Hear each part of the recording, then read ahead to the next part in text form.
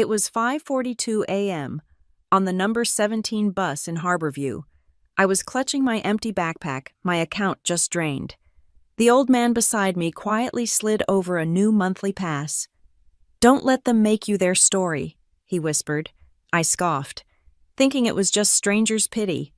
3 weeks later, I knew exactly who he was and why my family looked terrified when he walked into that courtroom. "My name is Brooklyn Cox." The first notification chimed at 5:32 in the morning, a thin digital sound that sliced through the pre-dawn quiet of my apartment.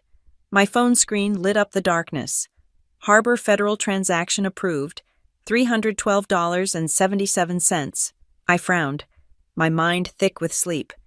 Maybe it was the automated payment for the studio insurance, but that was not due for 2 weeks, and it was never that exact amount. Before I could clear the alert, another one buzzed. Transaction approved, $94.12. Then another, and another. They came in a rapid cascade, a digital hailstorm of approvals, one after the other, 13 of them in total, each one a hammer blow against the thin wall of my financial security.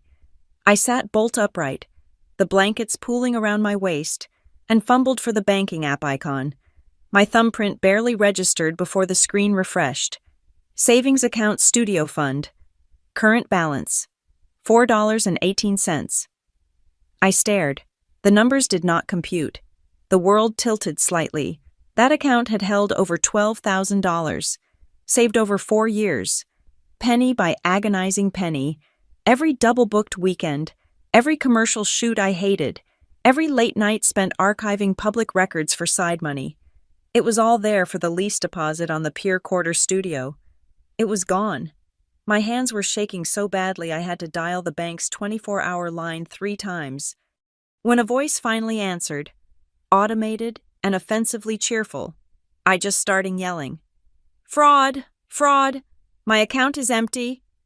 I was transferred to a live agent, a man named Marcus, whose voice was coded in a thick, bored detachment.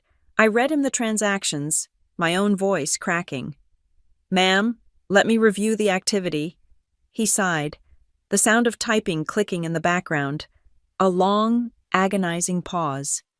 "Okay, I am seeing these charges. They all appear to be card-present transactions." "What does that mean?" "I am in my bed. My card is in my wallet." "It means the physical card was swiped, ma'am, at multiple locations, a high-end electronics store, a jeweler, a day spa." "That is impossible. I was asleep. You have to reverse them." Another pause, more clicking. "Ma'am, I am also seeing that the correct PIN was entered for every single transaction, including the cash withdrawal of $2,000 at the ATM on 5th Street. "No," I whispered. "That cannot be right." "I did not give anyone my PIN." "The system shows these are valid," he said, his tone hardening, shifting from boredom to suspicion. "And, looking at the account history, I see a note from 6 months ago. You called to authorize a secondary user, an Elaine Cox, to make a specific withdrawal." "That was my mother," I said, my stomach turning to ice. "That was one time. For a medical bill. It was an emergency." "I understand, ma'am. But that establishes a history of authorization. The bank sees a card being used in person, with the correct PIN, by a user who has previously been granted access. From our perspective, this does not meet the criteria for fraud. This appears to be a civil dispute." "A civil dispute. She stole $12,000. You will have to resolve this with the authorized user, Ms. Cox. We cannot reverse these charges at this time. You can file a police report, but without clear evidence of forced theft, the bank's hands are tied." The line clicked dead. I was left in the ringing silence of my apartment, the gray light of morning starting to seep through the blinds. I threw the covers off and ran to the kitchen counter where I had left my purse. I ripped it open, dumping the contents onto the floor: keys, loose change, lenses caps, old receipts, no wallet. I found the wallet kicked under the sofa. I unzipped it. The slot where my Harbor Federal debit card lived was empty. The memory hit me, sharp and sickening. My mother, Elaine, standing in this same kitchen last week. She had been distraught, dabbing at her eyes. It was the utility bill. She said, "A mix-up. They were going to shut off the power. Could she just borrow my card to pay it online? Just this once, she would give it right back." I had given it to her. I had typed the number into the utility website myself, and then she had gotten a call. Her ride was here. She had rushed out, promising to bring the card back tomorrow. I had texted her 4 times. "Mom, I need my card back." "Oh, honey, I am so sorry. It completely slipped my mind. I will drop it off Friday." "Mom, seriously, the studio deposit." "You worry too much. Brooklyn, it is safe right here in my purse. Stop nagging." I looked at the phone screen. At the $4.18, I felt the floor drop out from under me. I moved on autopilot. I logged into my computer. My movements jerky and robotic. I printed every transaction. The 14 hits that had bled my future dry. The ink was still warm on the paper as I snatched them from the printer tray. I grabbed my camera bag, a reflex. My camera was my only other asset. The one thing that made me money. The one thing that was mine. I did not shower. I pulled on yesterday's jeans and a sweatshirt, stuffed the printed statements into my bag, and walked out into the cold Harborview morning. I got on the number 17 bus at 5:42, the one I used to take before I could afford a car. The one that snaked from the city center out to the sprawling, identical suburbs where my parents lived. The bus was mostly empty, smelling of stale coffee and diesel. I sat down heavily, clutching the strap of my camera bag so tightly my knuckles were white. That is when the old man sat next to me. He was clean but worn, wearing an old wool coat that had pilled across the shoulders. He must have seen the look on my face, or the printed bank statements clutched in my hand. He did not ask what was wrong. He just stared straight ahead and said, his voice a low, warm rumble, "Keep your receipts."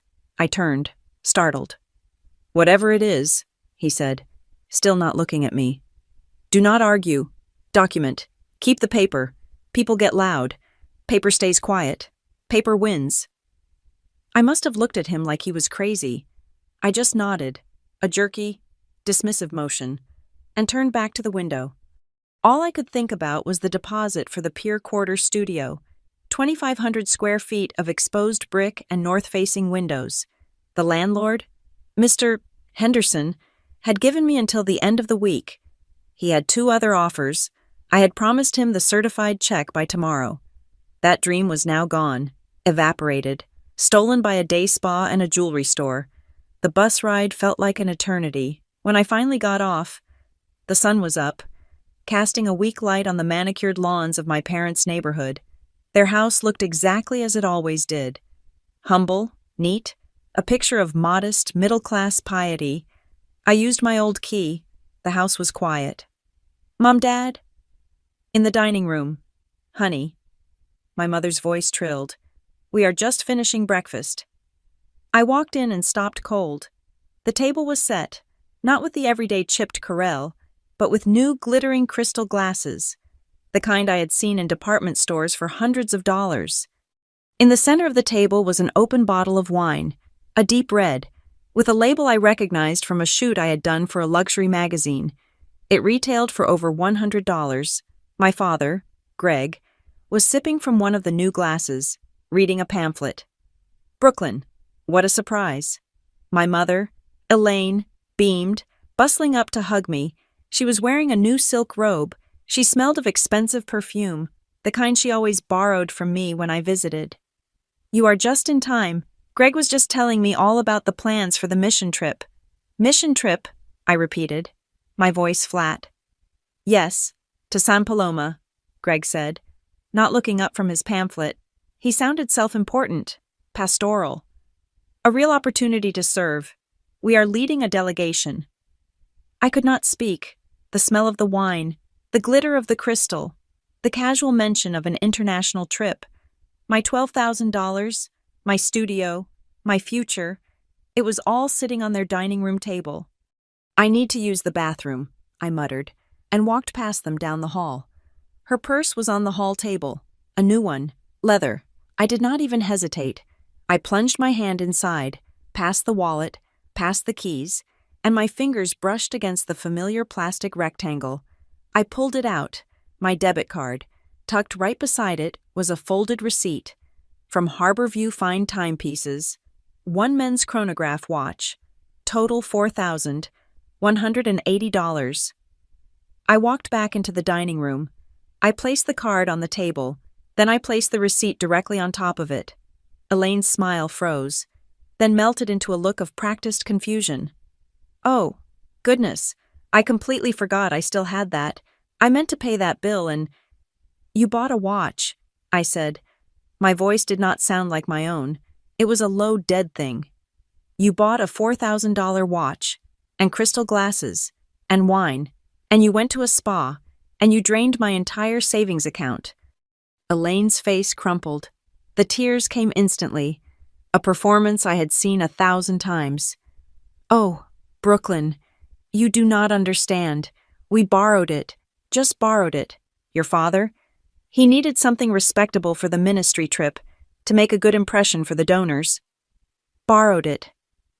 I looked at Greg. He was finally looking at me, his eyes cold. You should be more understanding. Brooklyn, he said, his voice smooth and authoritative. We are your family. We needed it. You have a good job. You can make more.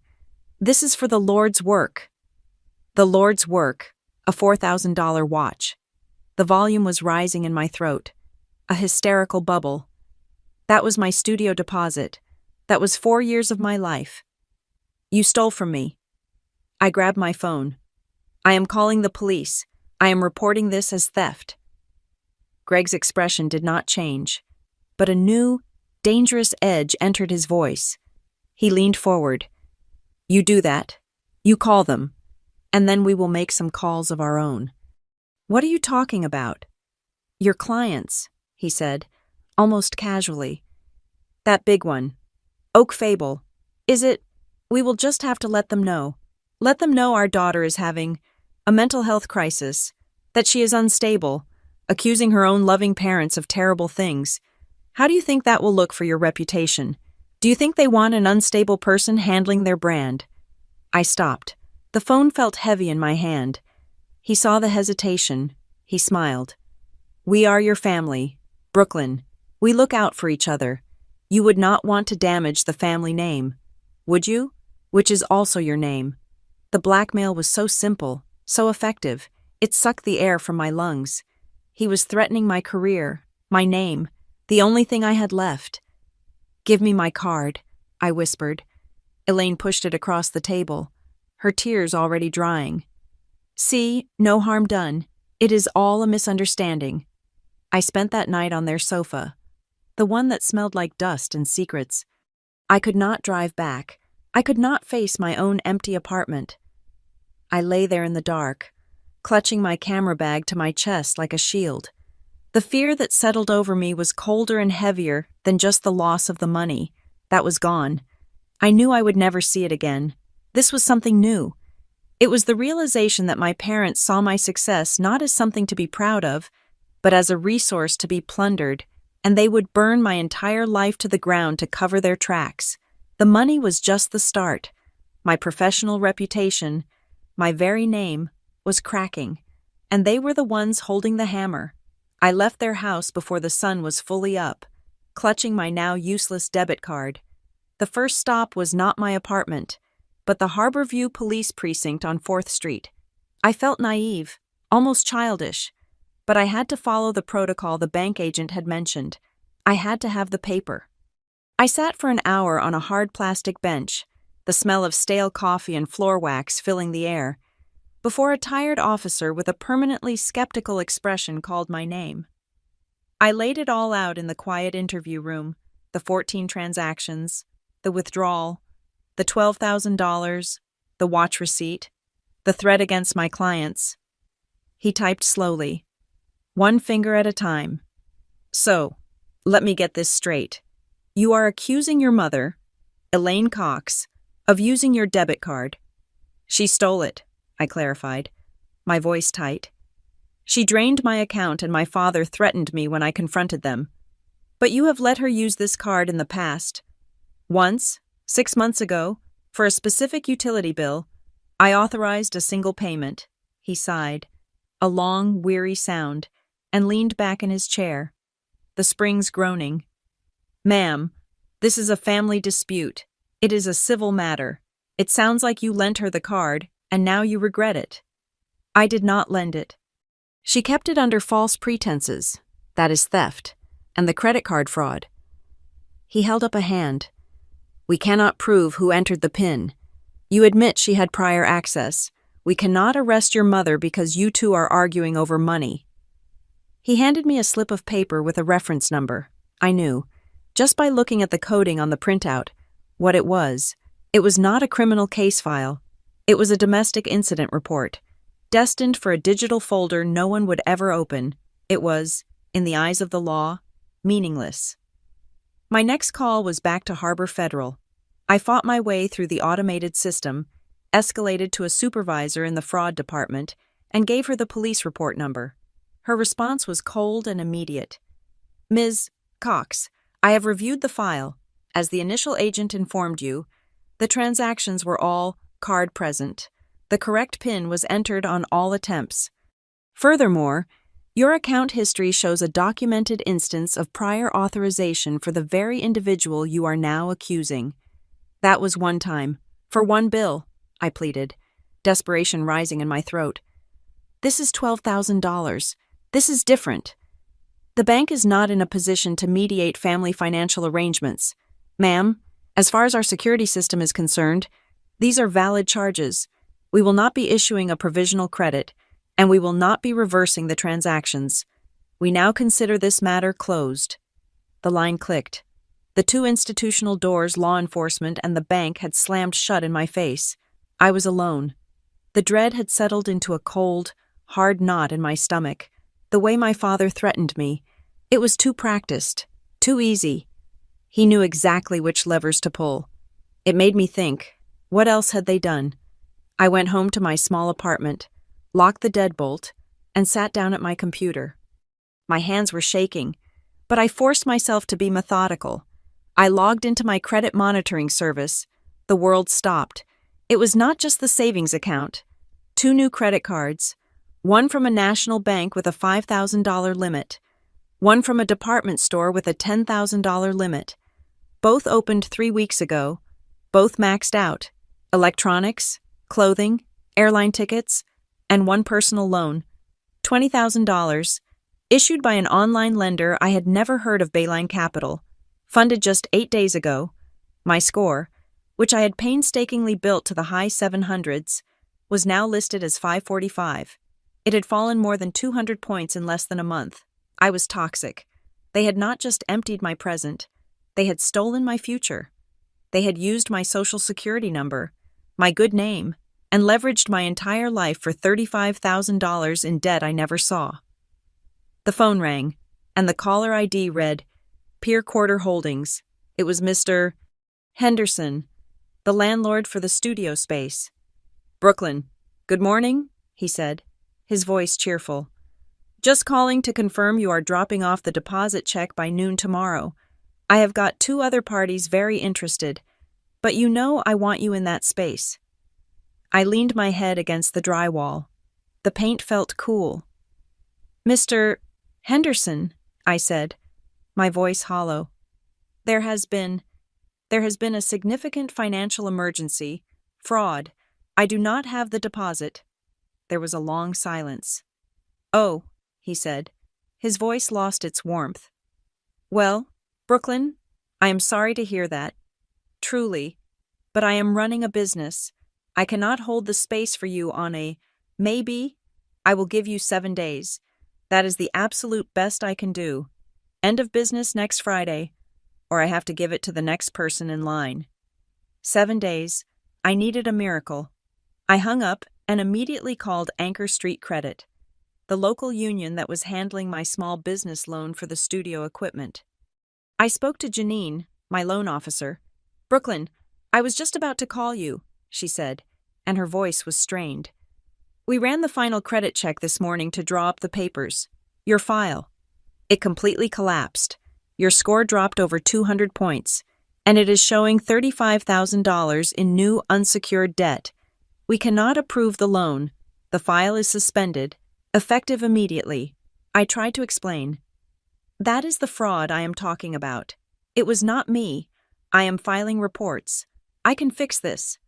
I believe you, Brooklyn. I really do, she said.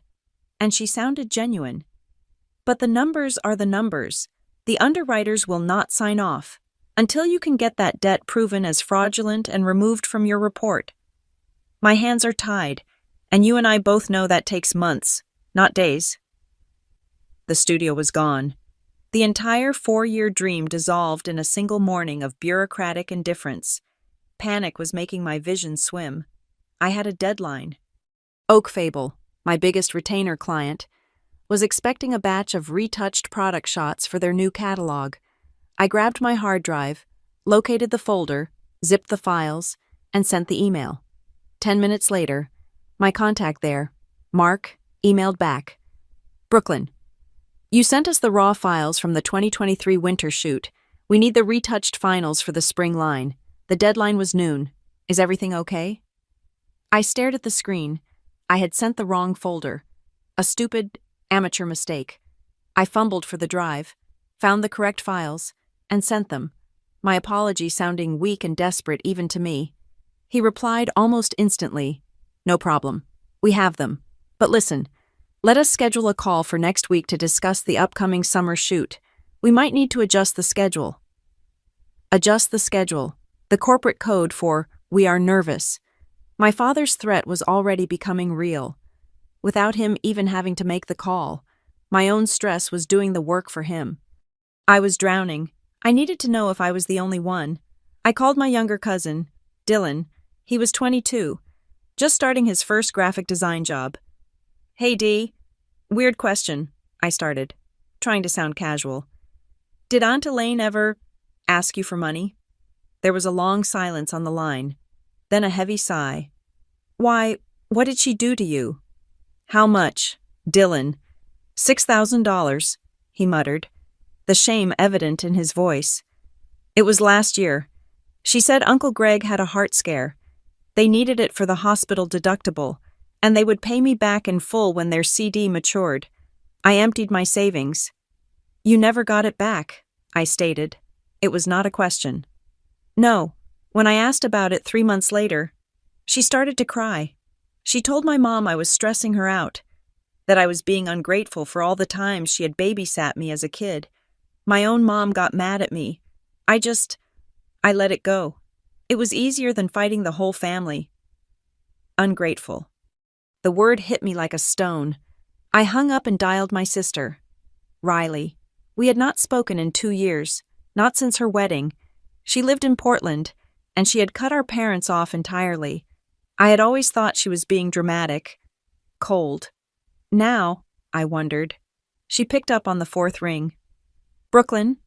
Her voice was filled with caution. "Riley, I know this is out of the blue, but I need to ask you about Mom and Dad." I told her everything. The empty account, the credit cards, the loan, Dylan. She did not sound surprised. She just sounded profoundly tired. $9,400, she said, her voice flat. "What?" "That is what they took from me, 2 weeks before the wedding. It was the money for the caterer. Mom offered to hold on to it for safekeeping, said she would pay the vendor directly. Instead, they took what she called a pre-anniversary trip to Hawaii. When I confronted them, they told the entire family I was having a bridal meltdown, that I was unstable and making things up. They almost ruined my wedding." Unstable. The pattern was suddenly, sickeningly clear. It was a script. They targeted a family member. They isolated you. Waited for a moment of vulnerability, a new job, a wedding, a new studio. They manufactured a crisis, took the money, and if you dared to fight back, they deployed the character assassination. Ungrateful, unstable, mentally ill. They controlled the narrative by painting the victim as the perpetrator. I was not unstable. I was not ungrateful. I was furious. The photographer in me, the professional archivist, took over. The part of my brain that knew how to organize chaos, how to find the signal in the noise. I opened a new Excel spreadsheet. I saved the file to a new, encrypted hard drive. I named it Case BC. I dumped my camera bag on the floor. I took out my Canon. I photographed my empty wallet. I photographed the receipt for the $4,000 watch. I photographed my computer screen showing the credit report, the $35,000 in fraudulent debt. I scanned the meaningless police report. I scanned the bank's denial letter. I started a timeline, a new tab in the spreadsheet, date, time, amount, action, evidence. I left my apartment and walked to a bodega on the corner. I bought a cheap, prepaid phone and a $50 top-up card. I went back to my apartment and spent the next 3 hours methodically changing every password I had, every bank account, every email, every social media profile, every client portal. I routed all two-factor authentication codes to the new, cheap phone. I turned my real smartphone off and put it in a drawer. It felt compromised. I went online and placed a full freeze on my credit with all 3 bureaus. It was too late for the $35,000, but they would not be able to open a single new line of credit in my name. I felt a small, cold sliver of control returning. I was documenting. I was building walls. I worked until after midnight. The glow of the monitor the only light in the room. Exhausted. I finally crawled into bed. At 3 a.m, a sound woke me, a sharp hiss from outside my window, followed by the slap of footsteps running on the pavement. I ran to the window and looked down at the street. My car was parked under a streetlight. A figure in a dark hoodie was sprinting around the corner at the end of the block, and on my windshield, dripping in the sickly yellow light, was a single word spray-painted in thick, running red letters. Liar. I stood there, my hand over my mouth, the cheap prepaid phone clutched in my other hand. They were not just defending. They were attacking. They knew where I lived. They had moved from financial threats and character assassination to physical intimidation. The message was clear. Shut up, or else. The red paint on my windshield was still tacky when the next blow landed. I was scrubbing the glass with turpentine at 7 a.m, the fumes making my eyes water. When a uniformed sheriff's deputy pulled up to the curb, he did not ask about the vandalism. He got out of his car, holding a manila envelope. Brooklyn Cox. Yes, I said, my voice hoarse from the chemicals. He handed me the envelope. You have been served. I ripped it open. Right there on the sidewalk. It was a temporary restraining order, an emergency order for protection from harassment, filed by Greg and Elaine Cox. Against me, I was legally ordered to stay 100 yards away from my parents, their home, and their church. I was forbidden from contacting them, their associates, or their friends. The hearing was set for 30 days from now. I scanned the attached affidavit, my mother's flowery handwriting filling the page, alleging I had become unstable and violent. She claimed I had stormed into their home, screaming, and that they were in fear for their physical safety. She mentioned my erratic behavior and delusional accusations. They had used my own police report against me. The vandalism, the liar painted on my car, was the punctuation mark. They had created the crisis, then called the law to frame me as the aggressor. I was legally silenced. The campaign did not stop there. It went digital. The first email I received was not from a client, but from my Aunt Moira. It was a forward. The subject line, written by my mother, was Prayers for Brooklyn. I opened it. It was a mass email, sent to what looked like their entire contact list family, friends, church members, and I horrifyingly realized, people I knew professionally, people whose email addresses she must have scraped from my old computer or my holiday card lists. Dear friends, it began. It is with the heaviest heart that Greg and I must share a painful update. Our beloved daughter, Brooklyn, is suffering from a severe mental health crisis. She is paranoid, deeply unwell, and has become obsessed with a delusion that we have stolen money from her. We are heartbroken and terrified. She has been lashing out, and we have had to get the authorities involved for our own safety. Please, do not engage with her if she contacts you with these wild stories. She is not herself. We ask only for your prayers as we try to get her the help she desperately needs." It was a masterpiece of social assassination. In one single email, I was cast as the crazy, dangerous daughter. They were the suffering, pious victims. They had preemptively poisoned every well I could possibly turn to. The fallout was immediate. My phone, the real one I had turned back on, lit up. The first call was from Oak Fable. Mark's voice was different this time. Clinical. Distant. "Brooklyn, after our last conversation, and in light of some concerning information we have received, we feel it is best to pause our summer contract. We are going to handle the upcoming shoot in-house." Pause. The corporate word for fired. An hour later, 2 more clients canceled. One was a local restaurant group, the other a real estate agency. Both cited schedule changes. Both had been on my mother's email list. The studio was gone. My retainer clients were gone. My reputation was in flames. The final piece of paper arrived that afternoon. It was taped to my apartment door. A bright orange notice to pay or quit. With my accounts drained and my income severed, I had missed the first of the month rent payment. The eviction process had begun. I sat on the floor of my living room, surrounded by the smell of turpentine, the restraining order, the cancellation emails, and the eviction notice. I had $4.18. I had $35,000 in fraudulent debt. My parents had executed a perfect, scorched earth campaign. I was broke, discredited, and about to be homeless. I made one call, the only one I had left. "Ava, it is me. They won. I have nothing left." Ava Morales has been my best friend since college.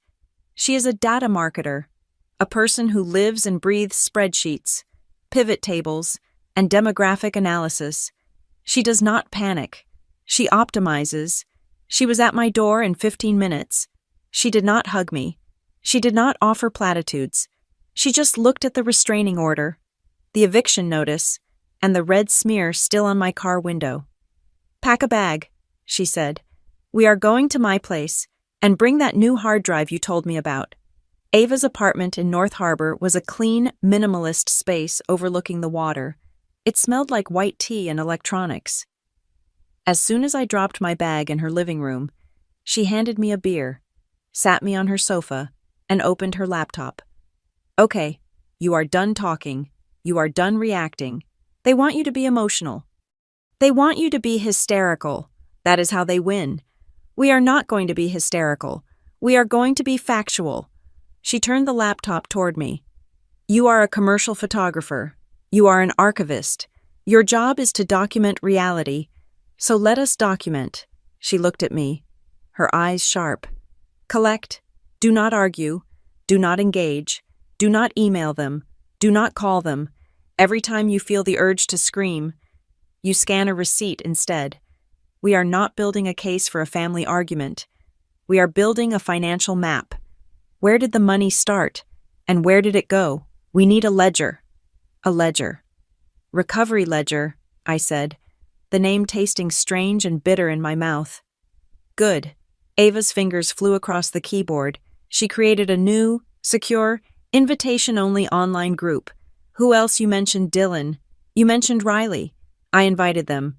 Riley joined within 30 minutes. Dylan, 10 minutes later. Then I thought about the email. My mother had made a mistake. By sending that mass email, she had given me a list of her contacts, a list of potential victims. I started with Aunt Moira, the one who had forwarded me the email. She was my mother's older sister, a widow who lived quietly. I sent her a private invitation to the group. She called me almost immediately, her voice a thin, reedy whisper. "Brooklyn, that group you invited me to, Recovery Ledger, is this about Elaine?" "Yes, Aunt Moira. It is. Oh, Lord." She was crying, but it was not the performative sobbing of my mother. It was the dry, exhausted crying of someone who had been silent for too long. She told me I was paranoid, She told the whole family I was grieving badly and losing my mind. What did she do? Moira. It was $14,000. Brooklyn, she whispered, as if saying it aloud was a betrayal. It was Don's funeral fund, the money I had set aside for his marker and the plot. Elaine offered to invest it for me, said she could get a better return in some special church fund. When I asked for it back for the stonemason, she said it was tied up. Then she told everyone I was confused, that Don's death had made me imagine things. Paranoid, confused, the same script. I added Moira's story to the spreadsheet. Case BC was growing. Ava was in her element. This is not just family. This is organized. Who else was on that email? The church. The email list had included several members of my parents' congregation. Harborview Community Chapel. I scanned the names. 2 of them were elderly, in their 80s, Mr. and Mrs. Gable. I did not know them well, but I knew they were devout. I sent them a carefully worded, neutral email from a new, anonymous account, asking if they had ever had concerns about the mission fund my parents managed. Mr. Gable replied within the hour. His response was polite, confused, and deeply troubled. We are very concerned, yes. We have given a significant amount to the San Paloma Mission Fund, run by Greg and Elaine Cox, but we have been asking for months for the itemized receipts for our tax donations. Elaine keeps promising them, but they never arrive. The numbers she gives us verbally do not seem to match our bank statements. We are on a fixed income, and this is very worrying. They were skimming from the elderly, from their own church. The final piece that day came from my Uncle Conrad, my father's brother. He had been on the email list, and he replied to the group invitation with a single phone call. Brooklyn, he said, his voice a low growl. I knew this day would come. I have been waiting 15 years for this. What do you mean? Uncle Conrad. Your father. Greg, he did it to his own mother, my mother, your grandmother Evelyn. I sat down. I knew Grandma Evelyn was in a nursing home, but Greg managed all her affairs. About 10 years ago, Conrad said, I went to visit Mom. She was still lucid then. She was upset because Greg had brought her some routine bank papers to sign. I looked at them after he left. It was not routine. It was a durable power of attorney, giving him total control of her entire estate, effective immediately, not just upon her incapacitation. He had tried to slip it in with a stack of insurance forms. I caught it. I called him out. He backed off, said it was a misunderstanding from the lawyer, but I saw his signature. Brooklyn. He had already signed the witness line, trying to get her to sign the other. He forged a signature on a power of attorney. He tried. I stopped him, but it makes me wonder what else he did that I did not catch. I have not trusted him with $1 since. Ava was at her whiteboard, drawing lines, connecting names. Elaine, Greg, Dylan, Riley, Moira, the Gables, Conrad. She started adding the numbers.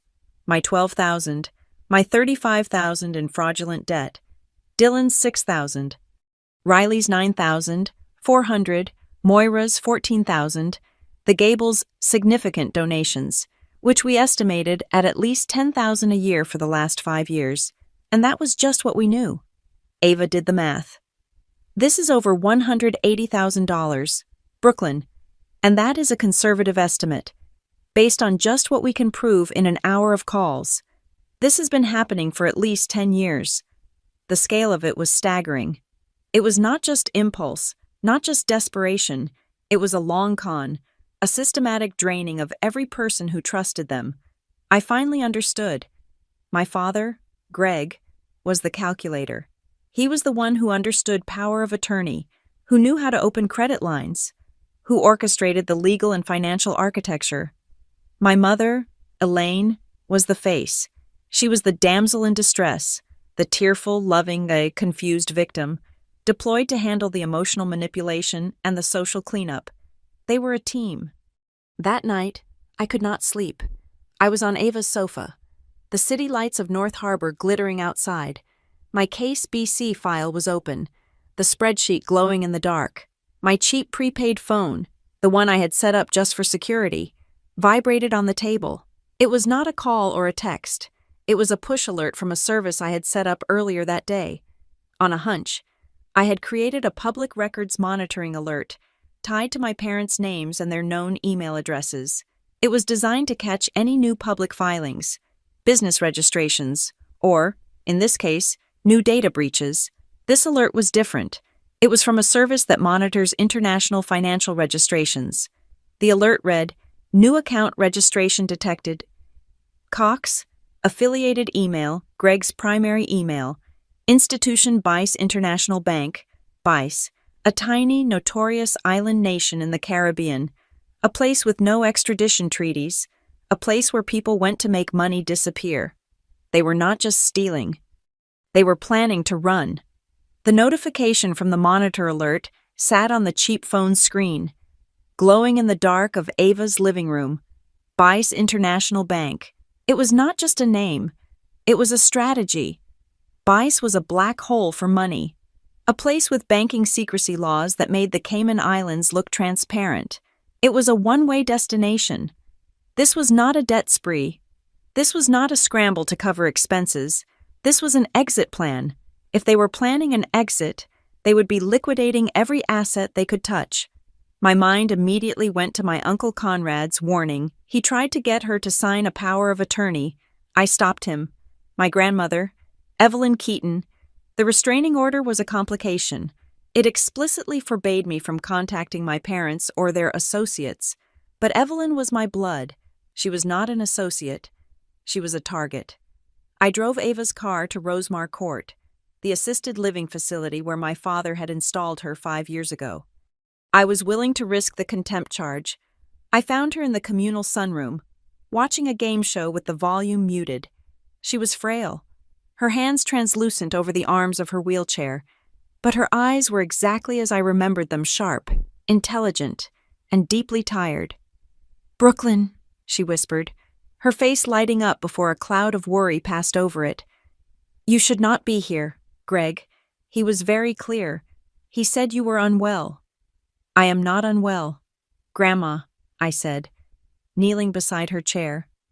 "I am in trouble, and I think you are, too."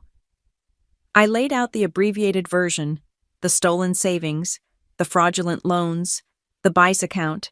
She did not look surprised. She just looked sad. She reached out and touched my cheek.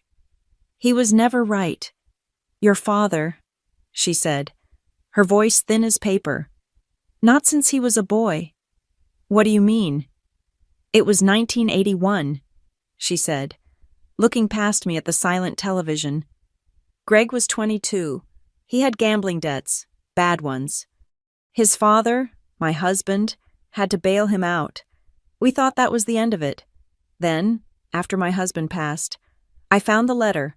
Greg had gone to his own grandfather, my father-in-law, and borrowed nearly all of his retirement savings to cover a different debt. He promised to pay it back. He never did. The old man died with nothing, Greg. He called it borrowing then, too. Some words never change. The pattern, it was lifelong, a predator who had been honing his craft for decades. And Elaine, Evelyn continued, her gaze hardening. She is the other side of the coin. She called me back in 2014, weeping, hysterical, said they had been foolish. They had remortgaged the house to Greg's ministry, and the bank was foreclosing. She begged me. I sent them $5,000. It was all I could spare from my pension. The house was never foreclosed on. Was it? I asked, though I already knew the answer. Evelyn shook her head. No. And 2 weeks later, your sister Riley, before the big fight, she posted a photo, your parents, on a cruise, to Alaska. When I asked Elaine about it, she said the cruise was a blessing from the Lord, that a donor had paid for, and that my $5,000 had saved their home. She can lie and cry at the same time. It is a talent. The air in the room felt cold. Grandma, I said, my voice dropping. Was he here recently with papers? Her eyes widened in fear. It was the answer. Yes, she whispered, her hand tightening on the arm of the chair. Last week. He said he was just updating his will, and since he was my power of attorney for health, he needed me to sign an update to my will, just to make things simpler for the estate, to make sure everything was aligned. Did you sign it? No. I told him I wanted my lawyer to see it first. He got so angry.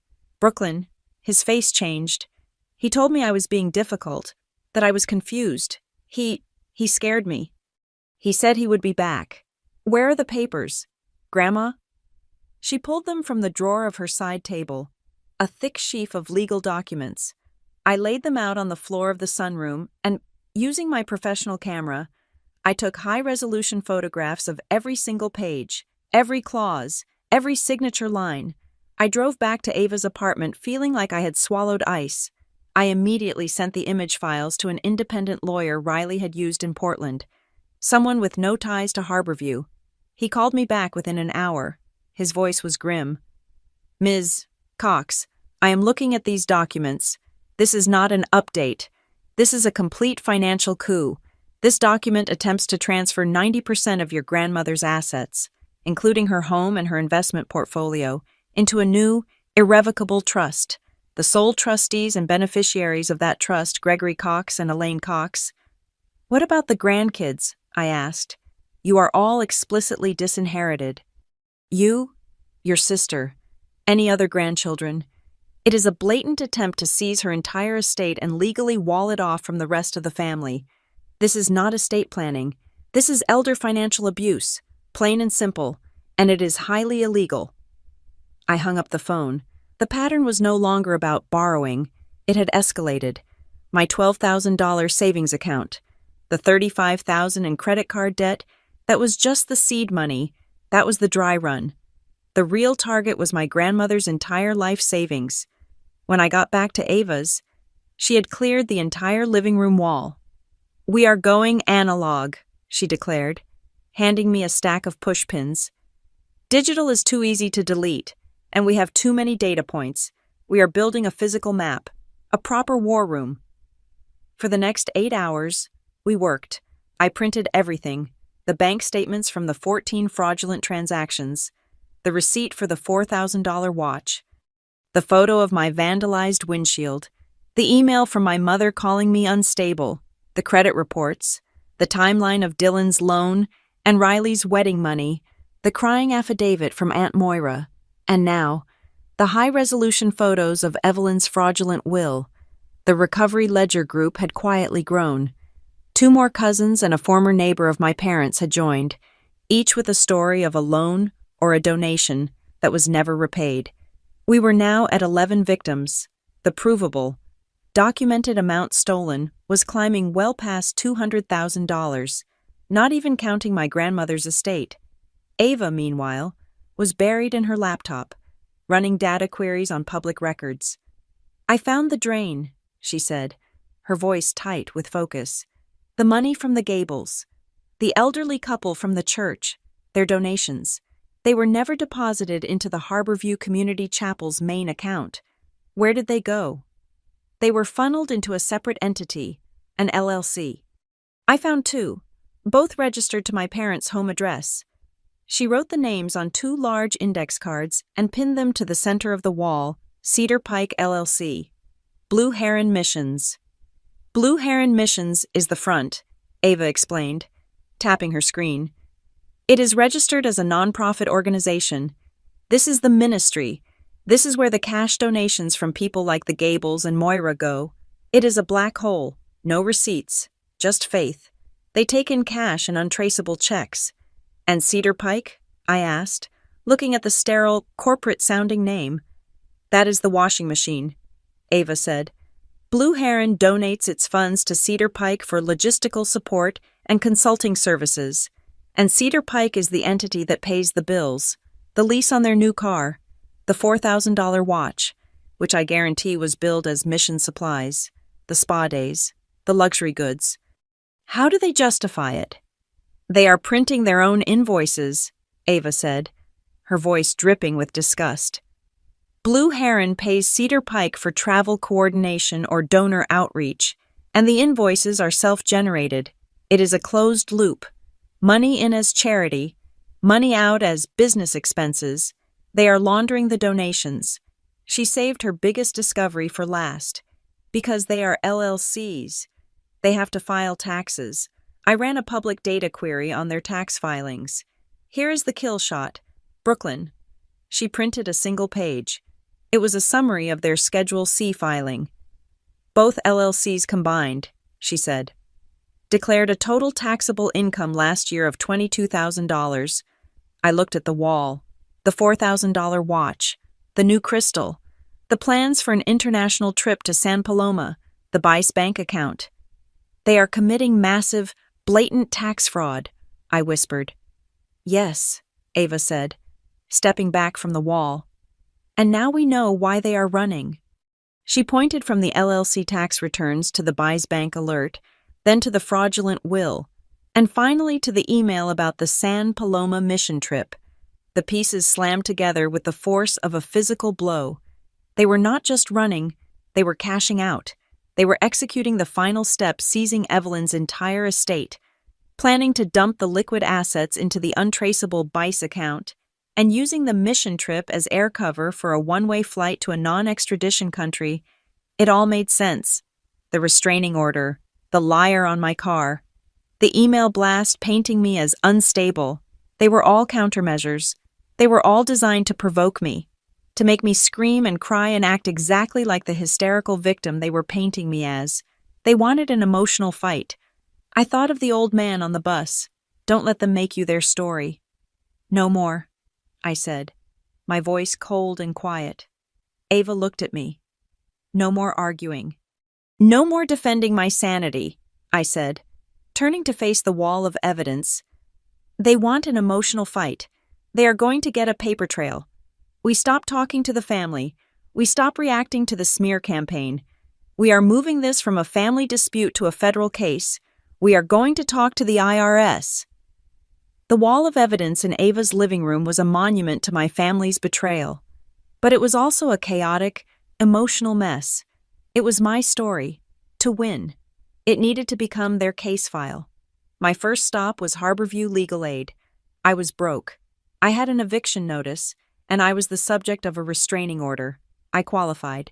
Patricia Vale was a woman in her 50s who looked like she ran on burnt coffee and disciplined fury. Her office was a cramped cube smelling of dusty files and toner ink.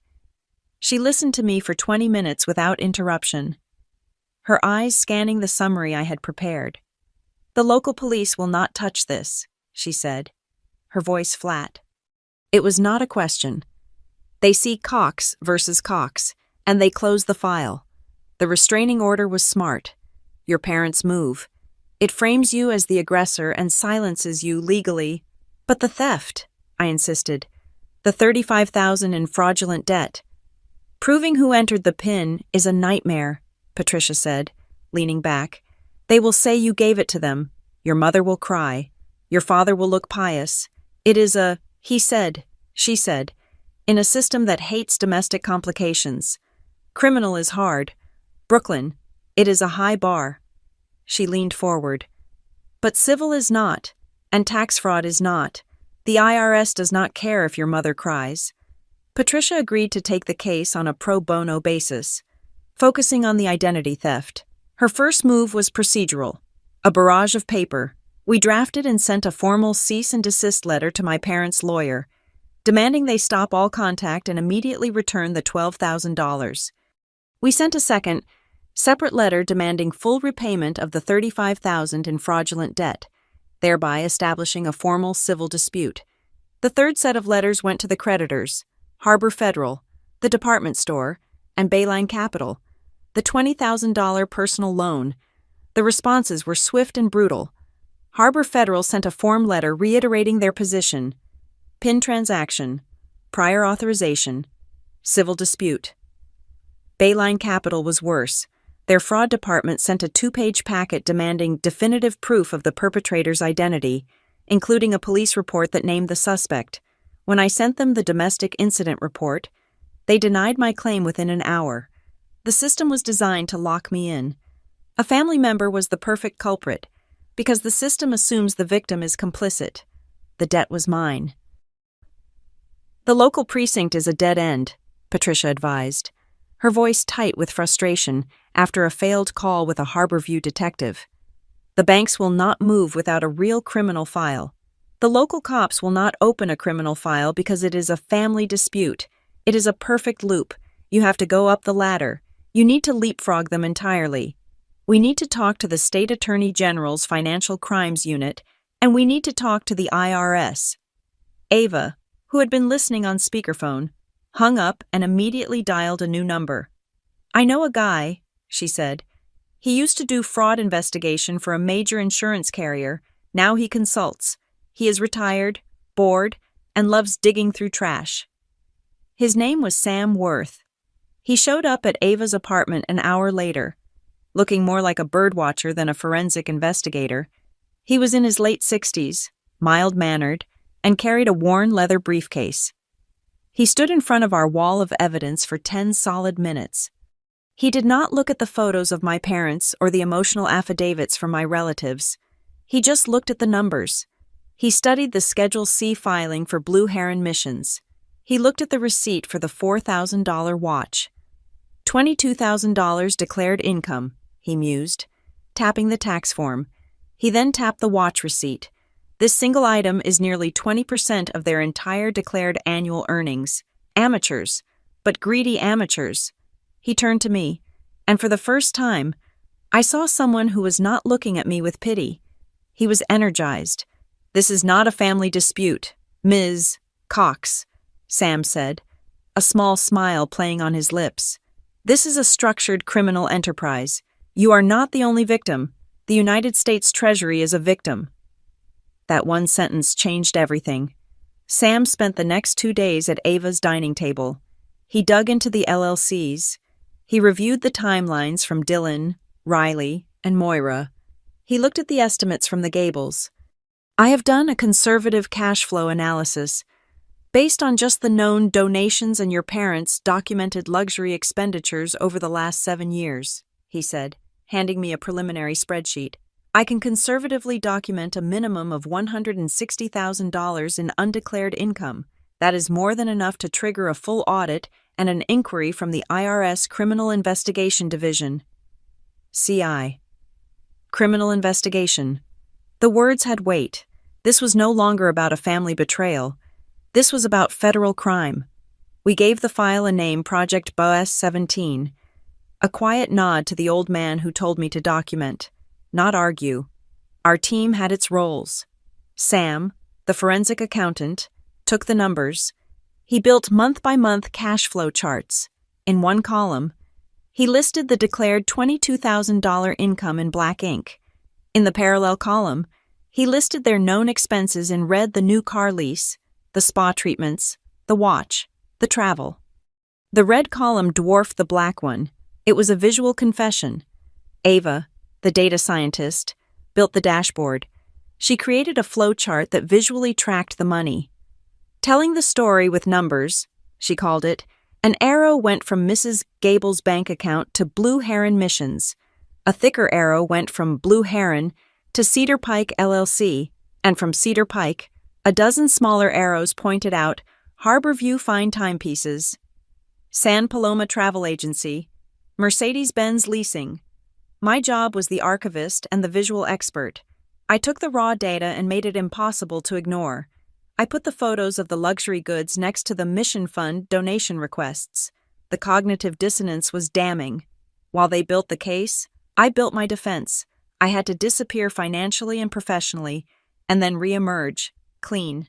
First, I followed Sam's advice and became a ghost. I walked away from Harbor Federal. I went to a small, local credit union on the other side of town, one my parents had never heard of, and opened a new account with the last few $100s I had from a freelance check. I got a new phone number. The cheap prepaid phone became my only line of communication. I methodically set up new targeted alerts monitoring all public filings for Cedar Pike LLC and Blue Heron missions. Second, I had to fix my reputation. My parents had painted me as unstable. I could not look unstable. I scrubbed my old professional website. I relaunched under a new name, BCUR Visual Works. I needed to work. But my Harborview clients were poisoned, so I looked elsewhere. I found a small environmental nonprofit in the Gulfway region, 3 hours south. That was documenting coastal erosion. They had no money. I offered to do the job for free. Just for the credit. For 2 weeks. I drove Ava's car south and photographed dying marshlands.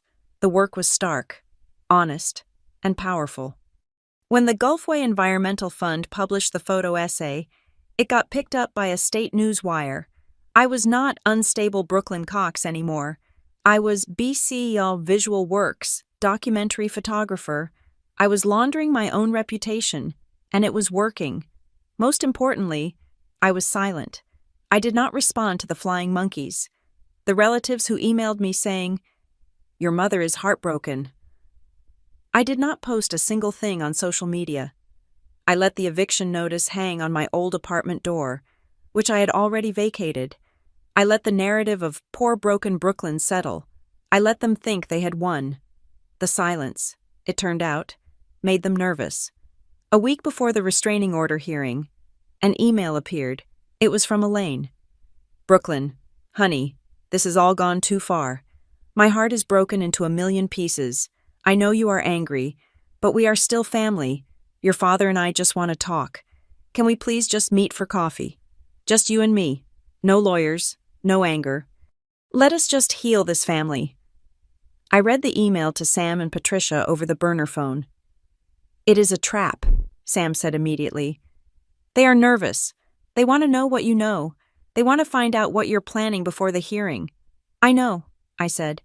Patricia was quiet for a moment. She began. "Harborview is a one-party consent state." "Meaning what?" I asked. "Meaning," Patricia said, "as long as one party in the conversation knows it is being recorded, it is legal. As long as you know." I looked at Ava. She nodded. I replied to my mother. "I would like that." We set a time, the following Tuesday, a public cafe downtown, that weekend. I went to an electronics store. I did not buy a new camera. I bought a new silk scarf, a dark blue one with a thick textured weave, and I bought a digital audio recorder, no bigger than a paperclip, with a 48-hour battery life. I spent an evening practicing, nesting the tiny device in the folds of the fabric, right near my collarbone. It was invisible. My mother wanted a conversation. I was coming to take a statement.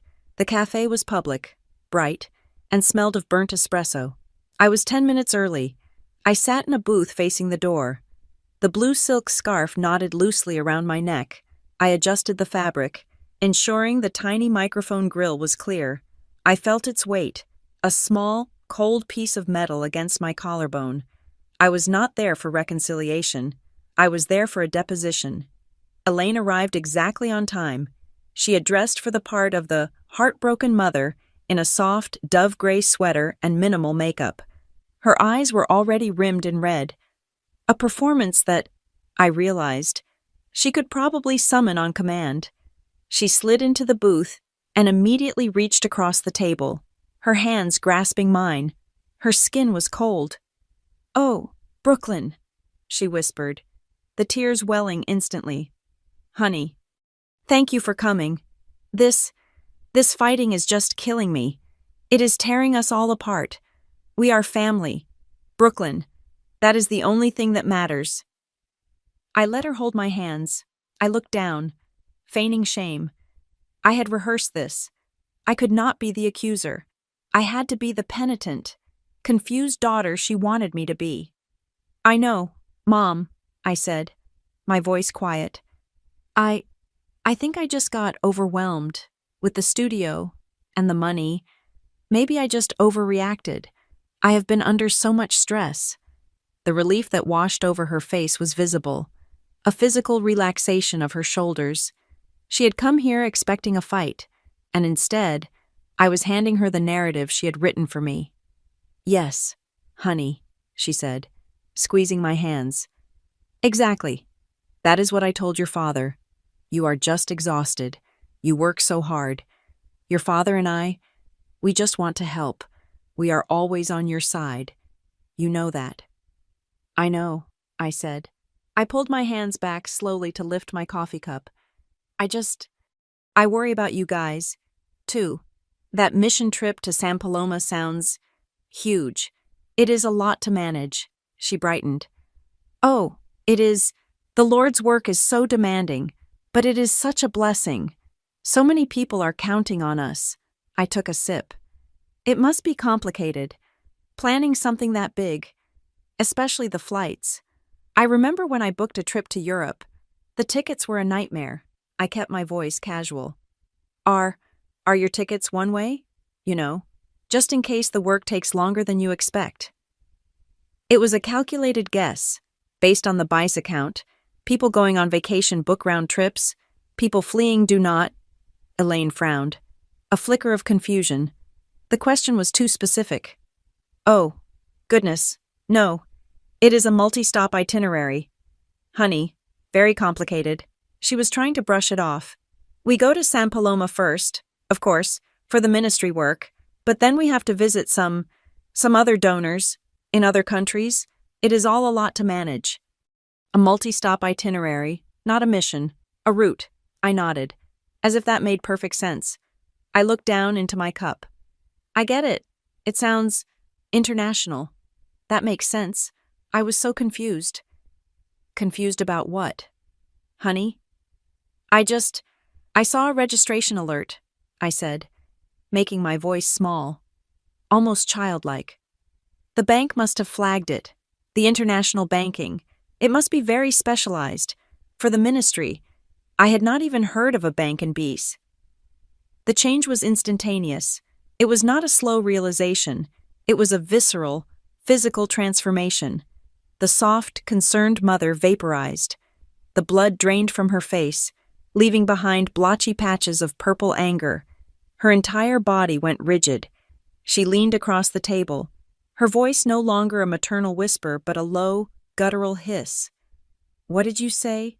I just said, I saw the bank name, Beas, I stammered, widening my eyes. You have been spying on us. She did not shout, but her whisper was sharper than a yell. Her hand slammed flat on the table, rattling the cups. The few other patrons in the cafe looked over. You are checking our bank accounts.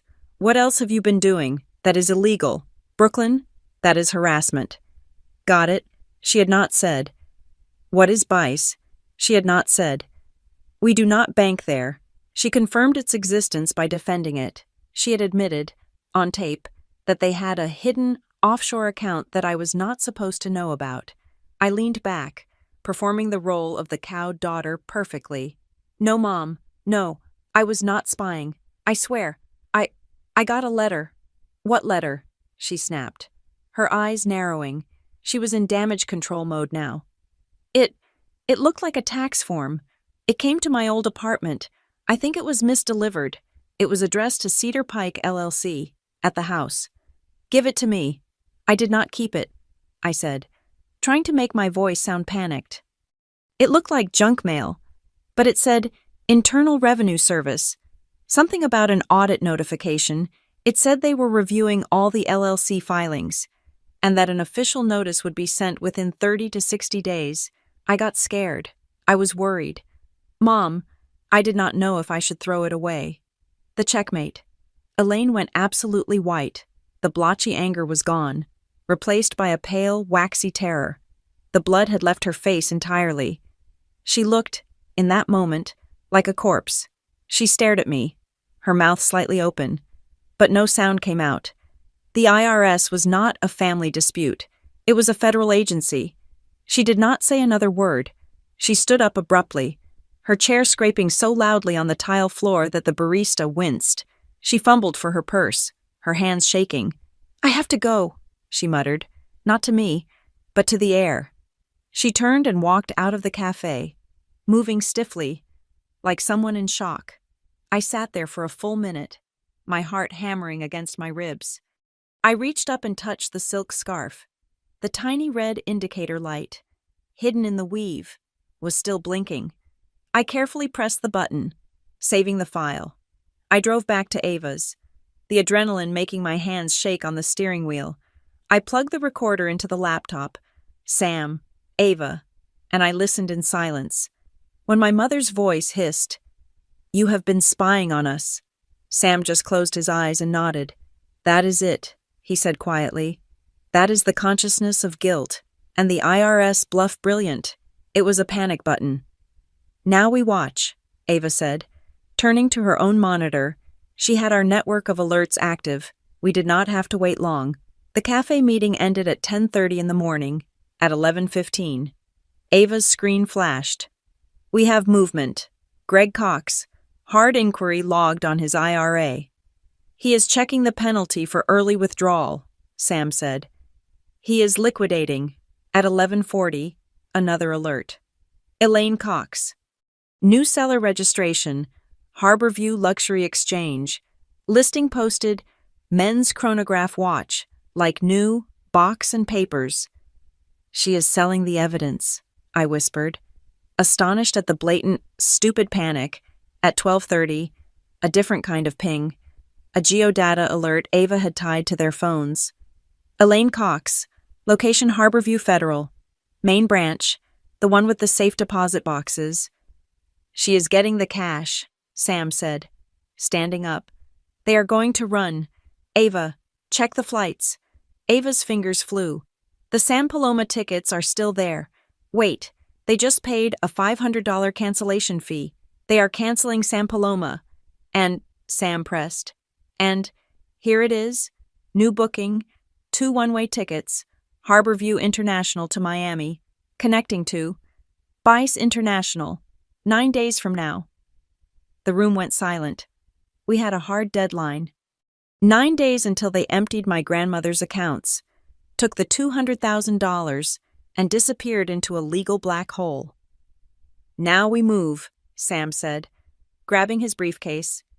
"I am transmitting the full data packet and this audio file to my contacts at IRSCI and the State Financial Crimes Unit. The audio, combined with the flight itinerary, elevates this from review to immediate flight risk. They will act." I turned to my own laptop. The IRS was slow. The state was slow. I needed to move faster.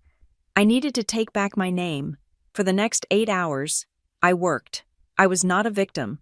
I was a publisher. I was a photo archivist. I was building the honor packet. I designed it as a simple, visual, devastating PDF. It was not a legal brief. It was a story, told in receipts. Page 1.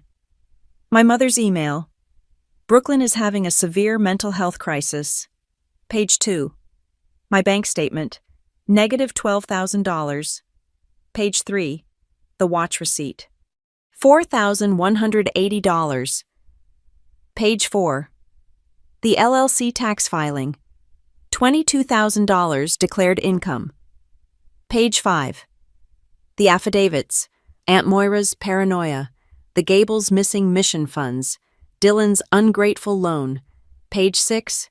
The fraudulent will. Disinheriting me and Riley. Page 7. The confirmed. One-way flight itinerary to Bice. I finalized the distribution list. The IRSCI. The State Attorney General.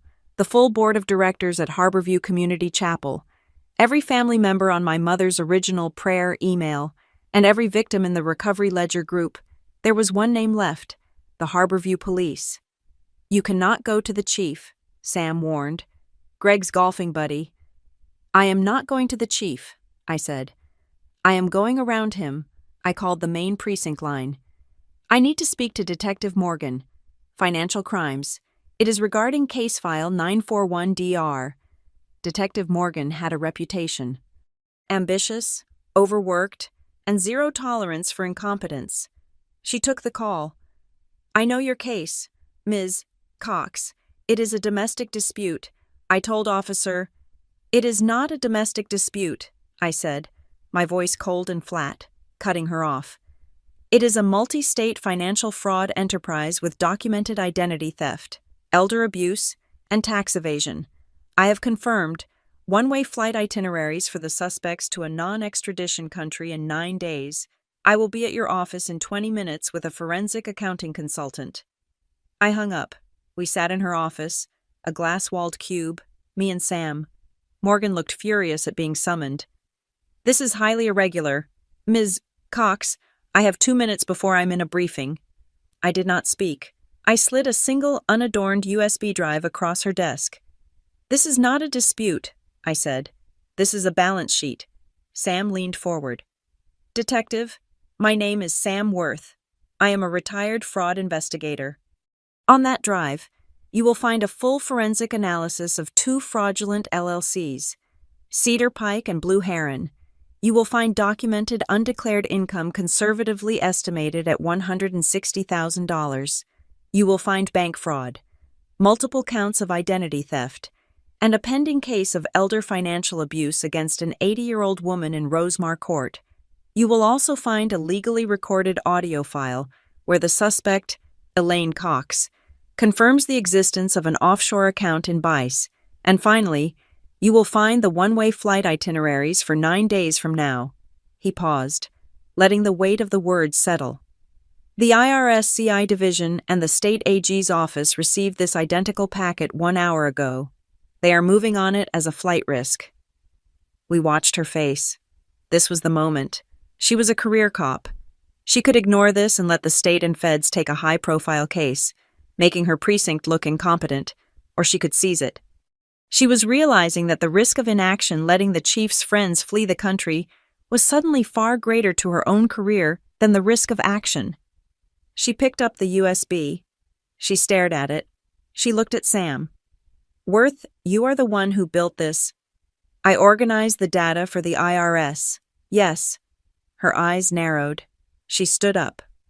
Wait here. She was gone for 10 minutes, an agonizing 10 minutes where I just stared at the wall. My burner phone buzzed, a text from Ava. 9 days. Detective Morgan walked back in. She was holding a printout of the Bice flight itinerary. I am petitioning a judge for an emergency asset freeze based on the documented flight risk, she said, her voice all business. And I am requesting immediate warrants for the safe deposit box in their home, based on the evidence of money laundering. This is no longer a domestic incident. Ms. Cox, this is an active financial crimes investigation. Sam looked at me. He did not smile. He just mouthed a number. 72 hours. At exactly 10 o'clock on Friday morning, I pressed send. It was not an emotional letter. It was not a plea for understanding. It was a data packet, a meticulously organized PDF, sent from a new, secure email address. The subject line was cold, sterile, and professional. Cedar Pike Blue Heron cash flow tax filings. The distribution list was the weapon. It went to the contacts Sam had provided at the IRS Criminal Investigation Division and the State Attorney General's office. It went to Detective Morgan. It went to the entire 9-person board of directors at the Harborview Community Chapel, including their legal counsel. And it went to every single relative and church member on my mother's original Prayers for Brooklyn email blast. The payload was my honor packet, the story I had assembled as an archivist. They opened the file. Page 1. My mother's email. Brooklyn is suffering from a severe mental health crisis. Page 2. The high-resolution photograph of the word liar spray-painted across my windshield. Page 3. A side-by-side comparison. On the left, a screenshot of a text from Elaine asking the Gables for a $5,000 special mission donation. On the right, the receipt for the $4,180 watch, dated 2 days later. The subsequent pages laid out the rest of the map, the timeline of the fraudulent $35,000 debt, the IRS Schedule C filing declaring $22,000 in annual income, the affidavits from Aunt Moira and Dylan, the photo of the fraudulent will disinheriting the grandchildren, and the final, damning page, the audio transcript from the cafe. Culminating in, "You have been spying on us," followed by the confirmed one-way flight itinerary to Bice. I had countered her narrative of my instability with an organized, verifiable, and terrifying paper trail. We did not have to wait for the results. Ava's digital dashboard, monitoring their communications, lit up like a Christmas tree. 10:02, Ava announced, watching the real-time data. Aunt Moira just forwarded the PDF to Elaine. The text just says, "What is this? Elaine? It says you stole Don's funeral money. 10:03. A board member from the church just emailed Greg. Mr. Cox, do not contact the office. We are convening an emergency meeting at 11 a.m. 10:05. Greg Cox is calling his lawyer. Bernard. Ava watched the call log. Call duration 90 seconds. He hung up. He is calling the office administrator now. Why? I asked, pacing the living room. Because, Ava said, her eyes wide as she cross-referenced another alert.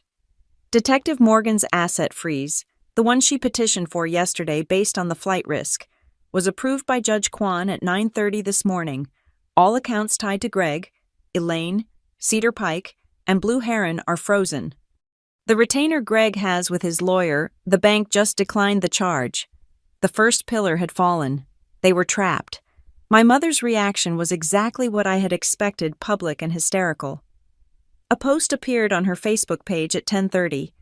Our daughter Brooklyn has fallen in with a terrible group.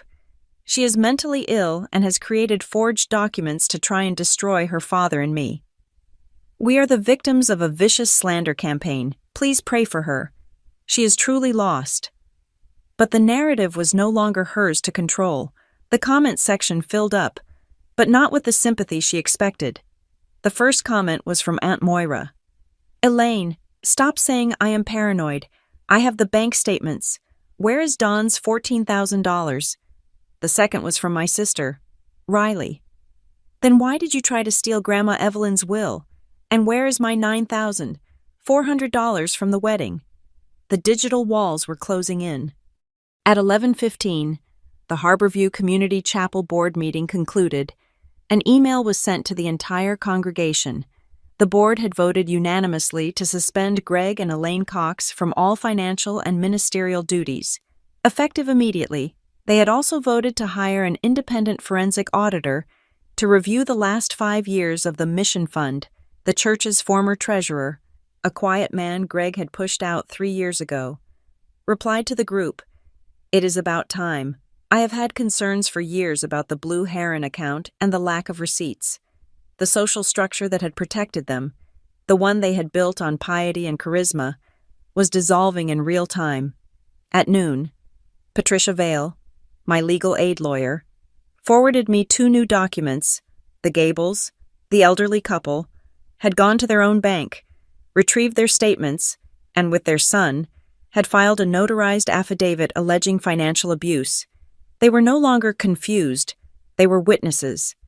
A small, sharp ping from my personal email. It was Mr. Henderson, the landlord from the Pier Quarter studio. Ms. Cox, I was included on an email from your aunt this morning. I have read the attached PDF. I am appalled. I deeply apologize for my misunderstanding of your situation. I was wrong. The studio space is, in fact, still available. If you are still interested, I would be happy to discuss a new payment plan. It was the first time in weeks someone had apologized to me. I sat down. The relief so sudden it made my knees weak. By 3 p.m, the local media had it. An investigative reporter at the Harborview Gazette, who had been on the chapel's email list, ran the first story on their website. The headline was cautious but devastating. Prominent Harborview ministry leaders accused of financial abuse network. The story mentioned the allegations of elder abuse, the widespread family loans, and critically, suspected offshore transfers to B's. The media attention was the final piece Detective Morgan needed. Armed with the affidavits, the financial dashboard from Sam, the media pressure, and the undeniable flight risk. She had no trouble getting her warrant signed. Not just the asset freeze, she now had a full, no-knock search warrant for my parents' home, their safe deposit box, and their person. Greg's golfing buddy, the police chief, could not stop it. The case was too public, the evidence too clean. He is panicking, Ava said, pointing to her screen. It was late afternoon. What is it? Greg, he is not calling his lawyer. He is calling Captain Matthews' personal cell phone. His friend at the precinct, I said, the same man I had been warned about. Yes, Ava said, a grim smile on her face. But here's the beauty of it. All calls to a registered police mobile device, even a personal one, are logged in the metadata. He just created a time-stamped, official record of himself attempting to interfere with an active investigation by contacting a superior officer. Sam is forwarding this log directly to the state AG's office. While the public storm was raging, Patricia Vale had been busy. She had spent the afternoon in probate court with Evelyn's file. She presented the judge with the fraudulent will, the buy's flight itinerary, and the affidavits. The judge's action was swift. An emergency protective order was issued for Evelyn Keaton. Her assets were frozen, but not by Morgan's order. They were frozen against Greg and Elaine. The court immediately invalidated the updated will, pending the outcome of the criminal investigation. A temporary guardian, a neutral third-party lawyer, was assigned to manage Evelyn's affairs. She was safe. That evening, I left Ava's apartment. My burner phone was buzzing with texts. Cousins, aunts, old friends, some offering apologies, others demanding I stop tearing the family apart. I powered it off and put it in my pocket. I walked to the bus stop on the corner. It was 5:30 in the evening, almost the same time I had stood on that corner weeks ago. My life in ashes. The number 17 bus arrived. Hissing, I got on. I did not need to. I could have stayed at Ava's. I did it because it was a ritual. I sat in one of the hard plastic seats as the bus pulled away from the curb, retracing the same route I had taken to their house. The printed bank statements clutched in my hand. The bag I was carrying was not empty this time. It held the burner phone, the receipt for the digital audio recorder, and a copy of the search warrants. I looked out the window as the bus rumbled through the city. The sun was setting, casting long shadows. We passed the police precinct, where I knew Morgan was preparing her team. We passed Harborview Federal, where my money had been stolen, and where men with drills would be opening their safe deposit box in the morning. The storm I had unleashed was moving. The machinery of consequences was grinding, and it was no longer my job to push it. All I had to do was let it work. I was just waiting for the final accounting. The raid did not happen with sirens. It was quiet, surgical, and timed for 6 in the morning. Just as the neighborhood was waking up, Detective Morgan, 3 other plainclothes officers, and a state-level financial crimes investigator served the warrant. I was not there. Ava had me stay at her apartment, monitoring the feeds. We saw it through the Ring doorbell camera of a sympathetic neighbor, a feed that was routed to Ava's laptop. We watched as my father, Greg, opened the door in his new silk robe. We watched the color drain from his face as Morgan handed him the papers. We watched as my mother, Elaine, appeared behind him, her face puffy from sleep, her eyes darting between the officers like a cornered animal. They were allowed to sit on their own sofa while the team, methodical and silent, dismantled their lives. They took the new laptops. They took the desktop computer from my father's study. They took the file folders, the checkbooks, and the desktop printer my mother used to create her fake Mission Fund receipts. They took the brand new, heavy-duty paper shredder that was still in its box, and they took a shoebox from my father's closet labeled backup cards, which contained, according to the inventory list Morgan filed later, 3 unactivated credit cards in my name and 2 in my grandmother's. Ava watched the data feed from their router, which the investigators had tapped. "He is trying," she muttered, pointing to the screen. "He just initiated a remote wipe command for his cloud backup. Will it work?" I asked, my stomach tight. "No," Ava said, clicking a different window. "Sam and I pulled a full forensic image of that cloud drive 48 hours ago. The second he booked the BICE tickets, we have the before picture. All he's doing right now is creating a data log of destruction of evidence. He just committed another felony." The neighbors stood on their lawns, coffee mugs in hand, watching the scene. These were the people who had received my mother's prayers for Brooklyn email. They had watched Greg and Elaine walk to church every Sunday. The picture of piety and success.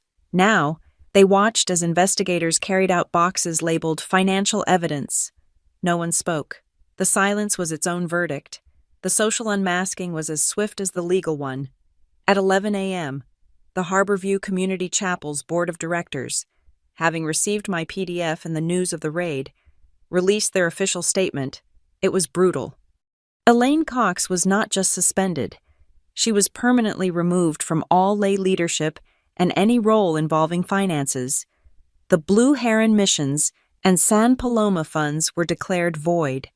The board, to save itself from liability, publicly requested that Greg and Elaine provide 5 full years of unredacted bank statements for both LLCs to the forensic auditor they had just hired. It was a request they knew could not be met. The pieces in the Project Bus 17 file were now being confirmed, one, by official sources. Sam Worth, working with the state investigator, had no trouble linking the cash flow. The withdrawals from the Cedar Pike LLC account in the last 2 weeks, totaling over $50,000, matched perfectly with the wire transfer confirmation codes to the Buys International Bank. And the payments for the Buys flight tickets had come from the same account. The ministry was not just a cover, it was the getaway vehicle. The tax fraud was even more blatant. The investigators pulled the full filings for both LLCs. My parents had filed negative tax returns for the last 3 years, claiming that mission-related expenses exceeded their donations. The investigators simply laid the expense reports next to the credit card statements.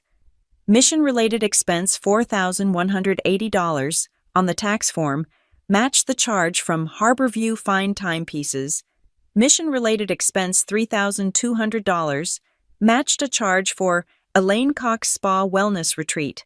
They had not just committed fraud, they had itemized it. But it was Detective Morgan who found the linchpin. She had the stack of fraudulent credit card applications that had been opened in my name, the $20,000 Bayline Capital loan, the department store cards. My signature was on all of them. Morgan, however, also had the high-resolution photographs I had taken of the fraudulent will my father tried to make Evelyn sign. She was not a handwriting expert, but she did not need to be. The signature Brooklyn Cox on the Bayline Capital loan application was forged, and the signature Greg Cox as the witness on Evelyn's fraudulent will. They were a near-perfect match in style, pressure, and the distinctive loop of the G. Greg had forged my name, and in his arrogance, he had used the same handwriting style he used for his own signature. He had tied himself to both the identity theft against me and the elder abuse against his mother with the same pen. With that evidence, the corporate wall broke. Bayline Capital, the lender for the $20,000 loan, was suddenly facing a civil liability lawsuit for predatory lending and for violating Know Your Customer laws. They had issued a loan without ever speaking to me or verifying my identity. The phone call from their lawyer to Patricia Vale was short. They were no longer denying my claim. They were now fully cooperating with the State Attorney General's investigation as a victim of Greg Cox's fraud. They were canceling the debt. They were removing it from my credit report, effective immediately. They were reversing all interest and fees. They were doing everything possible to avoid being named as a co-defendant. Harbor Federal followed suit within the hour. The $12,000 was provisionally credited back to my new account at the credit union, pending the criminal trial. The card-present, PIN-correct argument had evaporated in the face of wire fraud and money laundering charges. Greg and Elaine were summoned for an emergency arraignment. Their lawyer, Bernard, the one Greg had tried to call, finally showed up after a family member posted his bond. His advice to them was simple and desperate. Say nothing. Do not speak to anyone. Do not post anything. Do not leave your house. Greg understood. He was a calculator. He was silent. But my mother, Elaine, could not be silent. Silence was not her tool. Her power lay in her narrative, in her performance of the victim. Being told to be quiet was like being told not to breathe. That night, she defied her lawyer. She went on Facebook. The post was a masterpiece of narcissistic self-pity. It was a photo of her and Greg on their mission trip, smiling with children in a village. "This is who we are," she wrote. "We are givers. We are helpers. We serve the Lord. Now, our lives are being destroyed by a hateful, jealous daughter who has always been unstable. She has poisoned our family and our church. These lies are breaking us. We have lost everything because of her slander. Please, if you have ever believed in us, pray for us now. We are the victims here." I looked at the post. Sitting in Ava's living room, I felt nothing. No anger, no sadness, just quiet. Ava simply hit print screen. "Time stamped," she said, saving the file. "She just violated the terms of the restraining order by contacting you, albeit indirectly, and she just provided the prosecution with a beautiful piece of evidence showing a pattern of public manipulation and an attempt to tamper with the jury pool." I did not reply to the post. I did not text my relatives. I did not call my aunt. I did not make a single statement to the Harborview Gazette, which had been calling my burner phone all day. My parents had built their world on words, on sermons, on whispers, on charm, and on lies. They had used words to paint me as unstable, ungrateful, and crazy. I had my own language. I had the bank statements. I had the wire transfer confirmations. I had the tax filings. I had the forensic images. I had the audio recording. I had the receipts.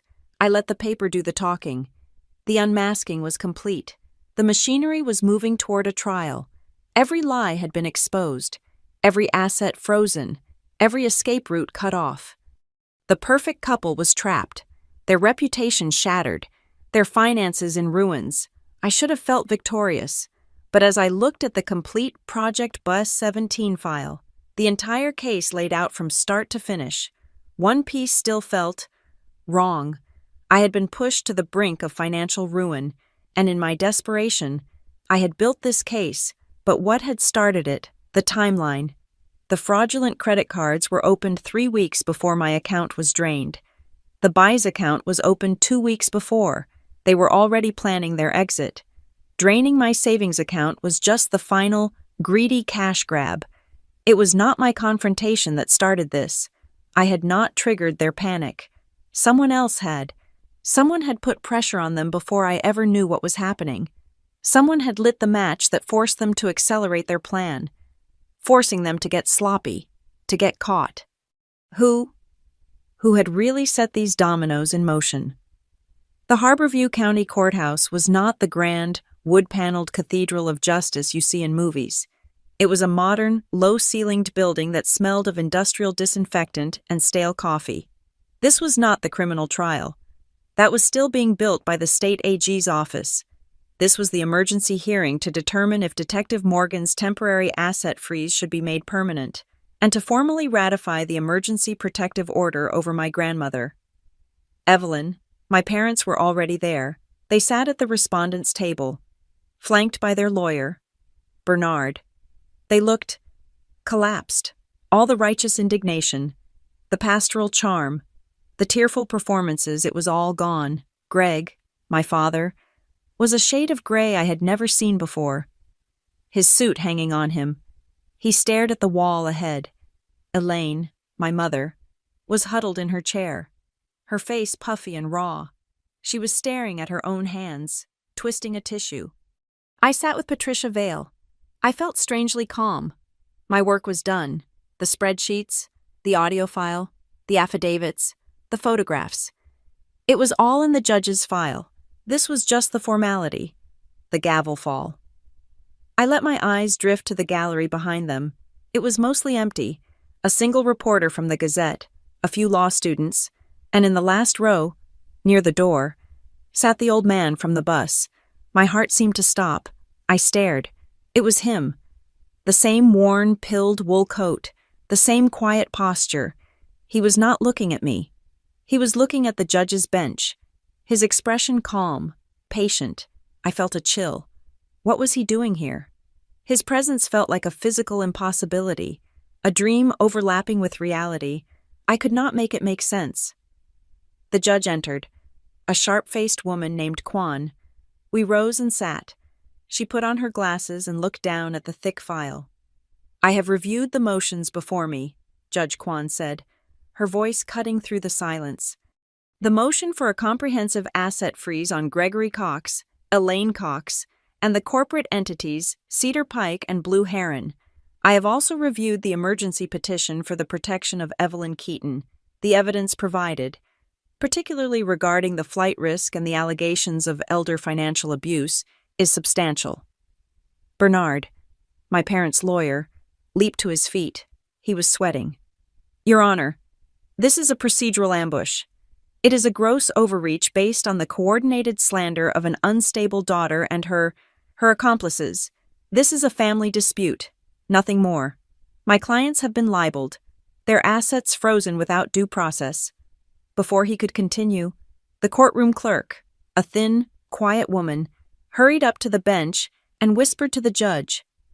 Judge Kwan's eyebrows shot up. She looked past my parents, into the gallery. Mr.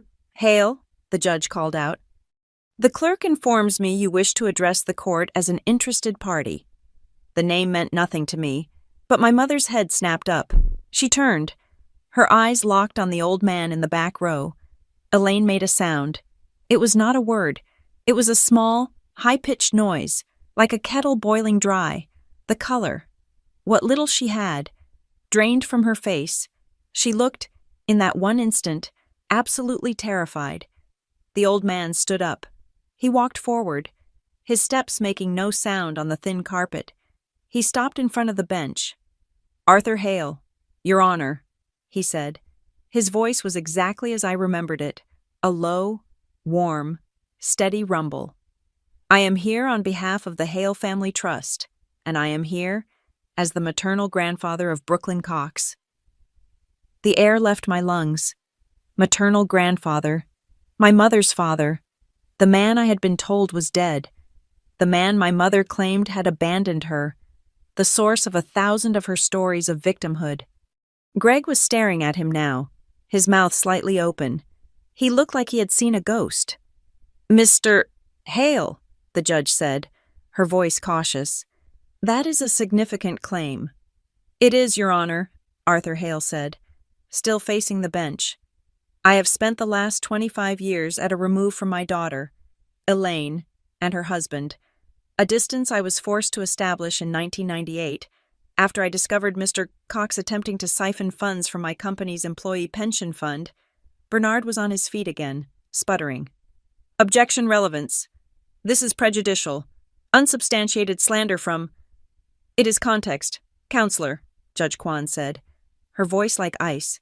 And given the nature of the allegations before me, I am finding it highly relevant. Sit down. Bernard sat. Please continue. Miss Hale, the judge said. Arthur nodded. To my regret, I am a wealthy man. My business is the Hale Foundry Group. That wealth has been a target for Mr. and Mrs. Cox for decades. I removed myself to protect my assets, but I never stopped monitoring the well-being of my granddaughters, Riley and Brooklyn. Hale Foundry. The name was on half the industrial buildings in the state. This man, who wore a $20 coat and rode the city bus. I prefer a simple life, Your Honor, he said, as if sensing the question in the room. It allows one to observe. I have been aware of my granddaughter Brooklyn for some time. I have watched her build her photography business from nothing. I have, on occasion, ridden the number 17 bus. It is a very clarifying way to see the city. He was looking at me now. I was sitting next to Ms. Cox on the morning of May 14th, the morning she discovered her life savings had been stolen. I watched her. She was in shock, but she was not hysterical. She was holding a stack of bank statements. She was already collecting the paper. I watched her build the very case file that is sitting on your desk. Your Honor. I watched her choose documentation over drama. He turned back to the judge and placed a thin, leather-bound portfolio on the clerk's desk. This is the Hale Family Trust. It contains a specific provision for my granddaughters. A character clause. I wrote it 25 years ago, specifically with Mr. and Mrs. Cox in mind. It states that the principal of the trust is to be released to the beneficiaries only when they can demonstrate, and I quote, provable integrity and moral resilience in the face of direct familial fraud. He let the words hang in the air. My granddaughter, he said, has, through this terrible ordeal, met and exceeded the conditions of the trust. I am here today to formally activate her inheritance, But I'm also here to provide the corroborating evidence that you are missing. He handed over a second, thicker file. This, he said, is my own file on Gregory Cox, dating back to 1999. It includes his attempts to gain power of attorney over my own accounts. It includes a string of emails from him, as recently as 2015, begging for investment capital for his mission fund, which I tracked and found he was attempting to divert to a personal account. He has been trying to get my money for my entire life. When he finally realized I was a locked door, he went after his wife's mother, Evelyn Keaton, and when he grew impatient with her, he went after his own daughter. The final piece of the puzzle slid into place, the BICE account, the hurried, sloppy fraud. They were not just running from me, they were running from him. He had been putting legal pressure on them for months, and I had been the final, collateral damage of their panic. Finally, Your Honor, Arthur said, placing one more document down. This is a sworn affidavit. It details at least 4 instances in the last 5 years where Mr. and Mrs. Cox have actively used my name, the Hale name, to solicit charitable donations from members of the Harborview business community. Donations that were deposited directly into the Cedar Pike LLC. They were not just stealing from family, they were committing wire fraud using my identity. He finished. He stood there, a quiet man in a wool coat who had just systematically dismantled their entire defense. Arthur Hale turned. He walked back to my table and paused. He leaned down, so only Patricia and I could hear. I sat next to you on that bus. Brooklyn, he whispered, his eyes kind. I gave you that pass. I told you not to let them make you their story. I had to see which narrative you would choose. Theirs, the hysterical, broken, emotional victim they were trying to create, or yours, the one written on paper. You chose yours, and you did not disappoint me. He nodded, then walked back to his seat in the gallery and sat down. The courtroom was so quiet, I could hear the hum of the fluorescent lights. Elaine was rocking back and forth, making a low, keening sound. Greg was rigid, his face ashen. Bernard, their lawyer, was pale. He looked at his stack of papers, then back at the judge. He slowly, deliberately, sat down. He had nothing left to say. Judge Kwan looked at the new files. She looked at Greg and Elaine. She looked at Arthur Hale. Then she looked at me. Mr. Bernard, she said, her voice sharp as glass.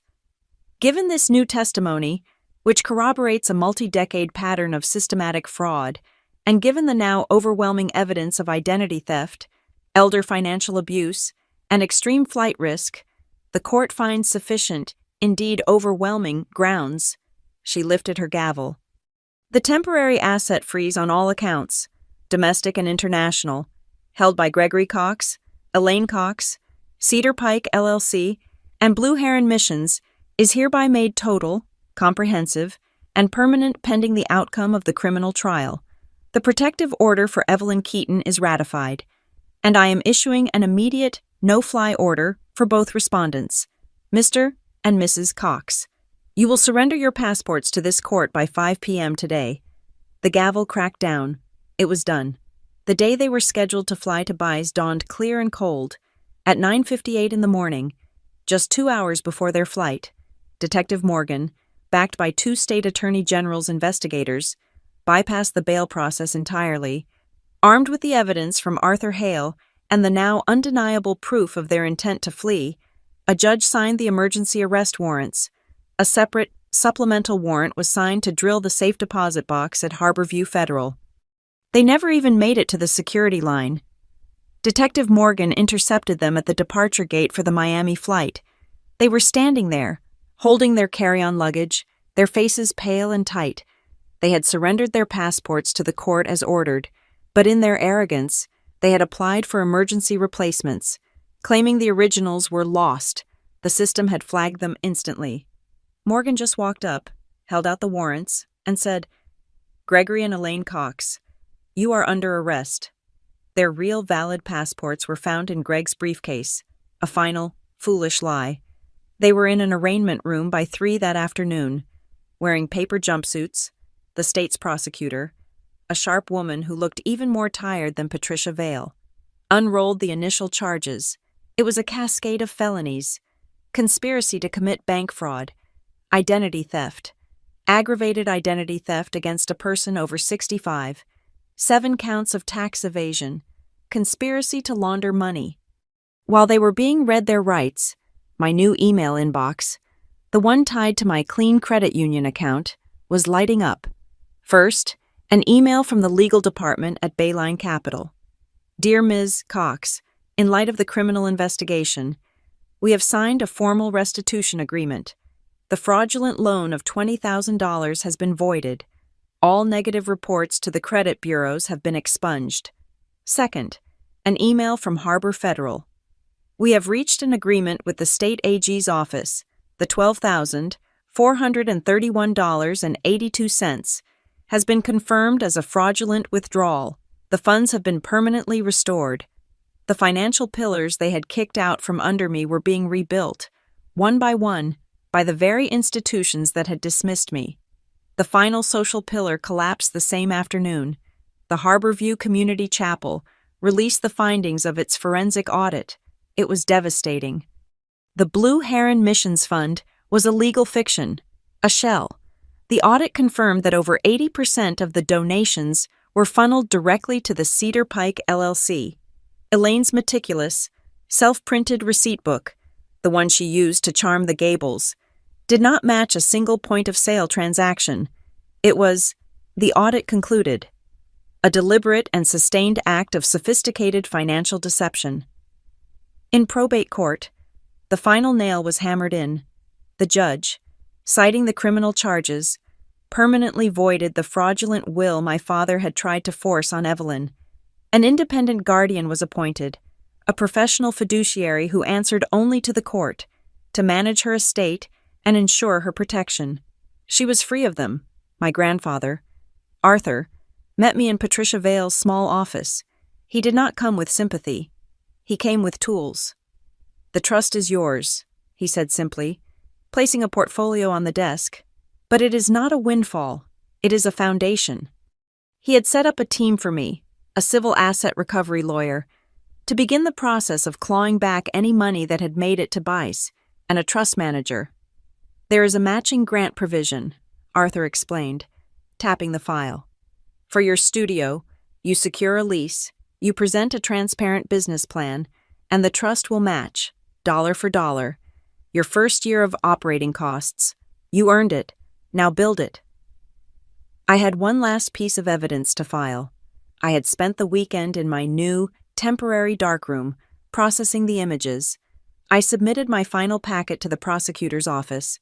I called it Proof of Hands. It was not a spreadsheet. It was a photo essay. On the left, a scan of a mission donation check from Aunt Moira. On the right, a high-resolution photograph of the luxury item purchased that same week. The check for Don's funeral fund, next to the hotel bill from the pastoral retreat in Napa. The Gables missions checks, juxtaposed against the lease payments for the new car. It was the story, told in my language. At the bail hearing, Greg's lawyer, Bernard, looked exhausted. Your Honor, my clients are pillars of their community. They are not a flight risk. They surrendered their passports. They have every intention of fighting these absurd charges. The prosecutor did not even raise her voice. Your Honor, she said, the state submits the following. Exhibit A2 confirmed. One-way tickets to BICE, a non-extradition country, purchased under a false pretense. Exhibit B wire transfer receipts to an offshore account in BICE, totaling over $50,000. Exhibit C, recorded communications with an international property broker in BICE. And Exhibit D, the 2 lost passports they were arrested with this morning at the airport.